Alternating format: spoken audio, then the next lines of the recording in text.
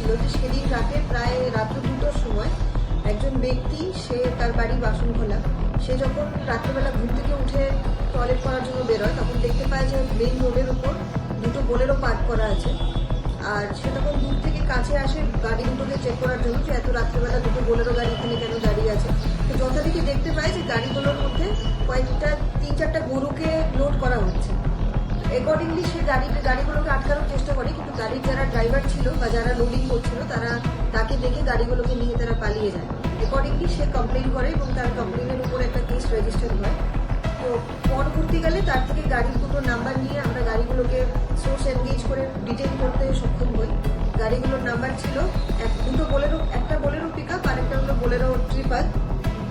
একটা number TR01 AF 0301 এবং আরেকটা বোলেরোর নাম্বার হলো TR071779। এই দুটো গাড়িকে ডিটেইন করার পরে আমরা আরো ফার্দার সোর্স এনগেজ করি এবং আমাদের গোমতী ডিস্ট্রিক্টের পুলিশ প্লাস আরকেপুর পুলিশ এবং ওসি গোজি আউটপোস্ট তারা অনেকবার ট্রাই করে মেলাঘর পিএসএ রেড করায়, কিন্তু গতকালকে রাত্রিবেলা ফাইনালি আমরা 3জনকে আটক করতে সক্ষম হই। আজকে আমরা ওদেরকে কোর্টে ফরওয়ার্ড করব। তাদের নাম হলো শাহজাহান মিয়া, বয়স 21 বছর, সবুজ মাইসান, বয়স 19 বছর এবং জামাল মিয়া, বয়স 25 বছর।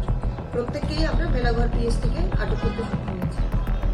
আজকে আমাদের আরেকটা আসামিকে আমরা ডিটেইন করতে সক্ষম হয়েছি। সেদিন এগ্রিকালচার চৌমুনিতে গত ফেব্রুয়ারি 3 তারিখ যে অ্যাক্সিডেন্টটা হয়, যেটার মধ্যে একটা গুডস ক্যারিয়ার ট্রাক যেটার নাম্বার TR03B1709, যে ট্রাকটা কিল্লা রোড থেকে ঢোকার পথে একটা বাড়ির ভেতরে ঢুকে যায় এবং যার ফলে একজন বয়স্ক মহিলা সবিতা সাহা, বয়স 67, ওনার ওইখানে স্পটেই মৃত্যু হয়।